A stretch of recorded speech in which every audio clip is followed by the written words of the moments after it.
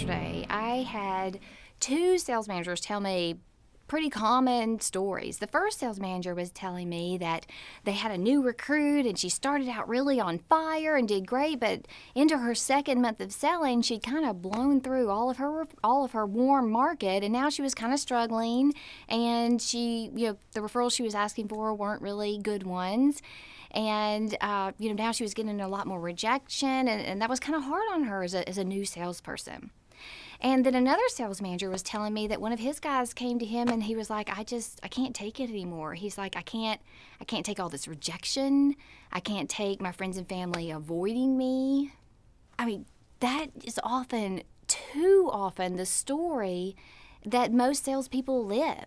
Whether you're starting a new sales territory, whether you've never been in sales before, or whether you're a sales manager, I mean, there's a way, guys, where you never have to run off your friends and family, don't have to deal with a ton of rejection, and never run out of leads. So this is my way to how do you get your first 200 referrals.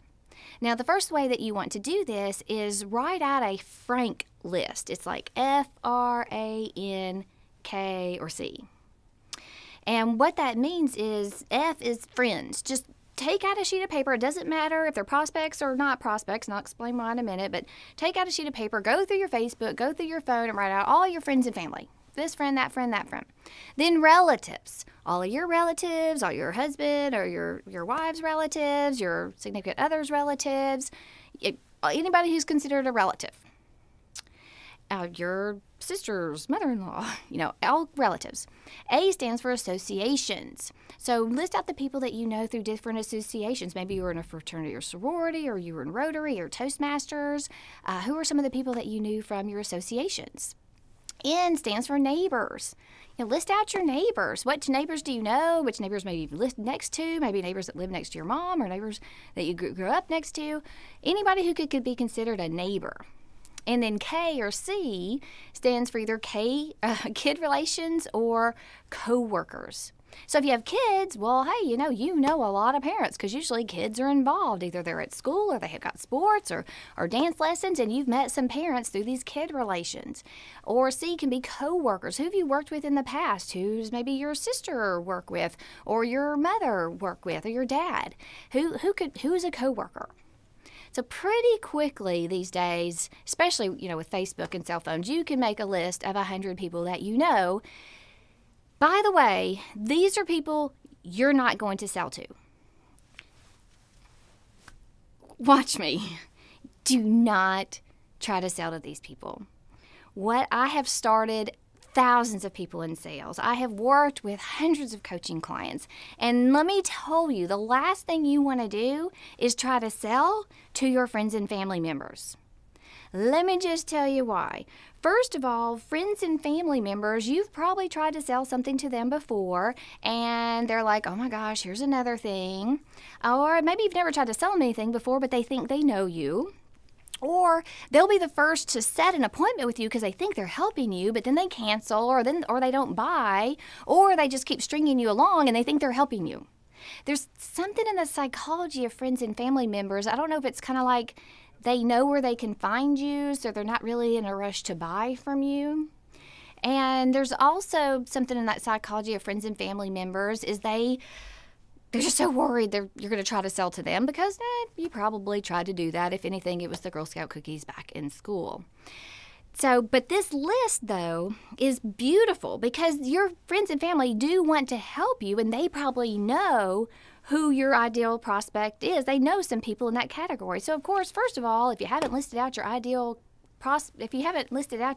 client, you need to.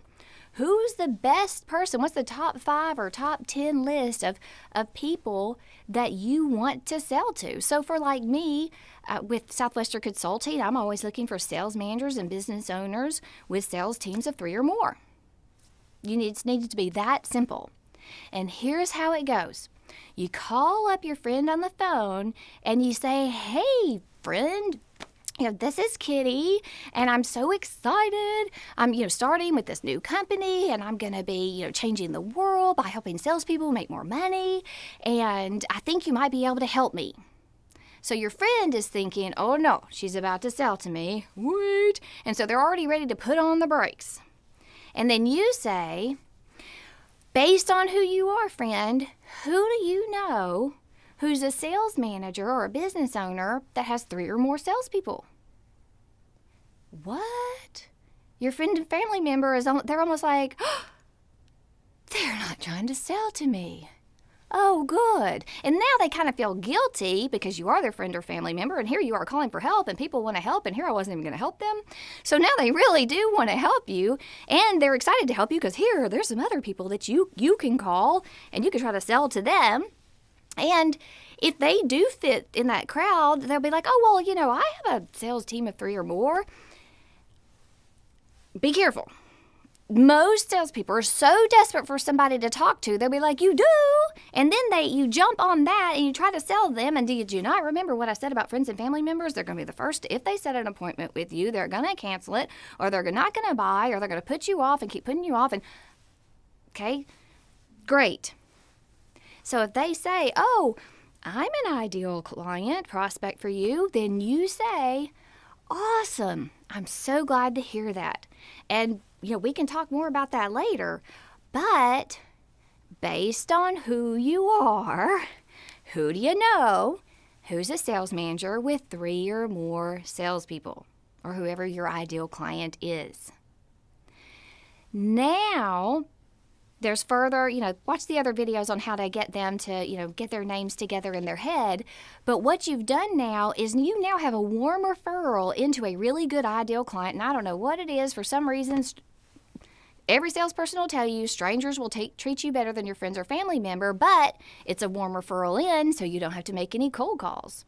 And when you go through that list of 100, if you don't leave with 2 to 3 to 400 names of people to call, you just didn't follow the script. And what do we do with that guy who is our ideal client? Well, okay, fine, set up an appointment to sell to them, but you know what?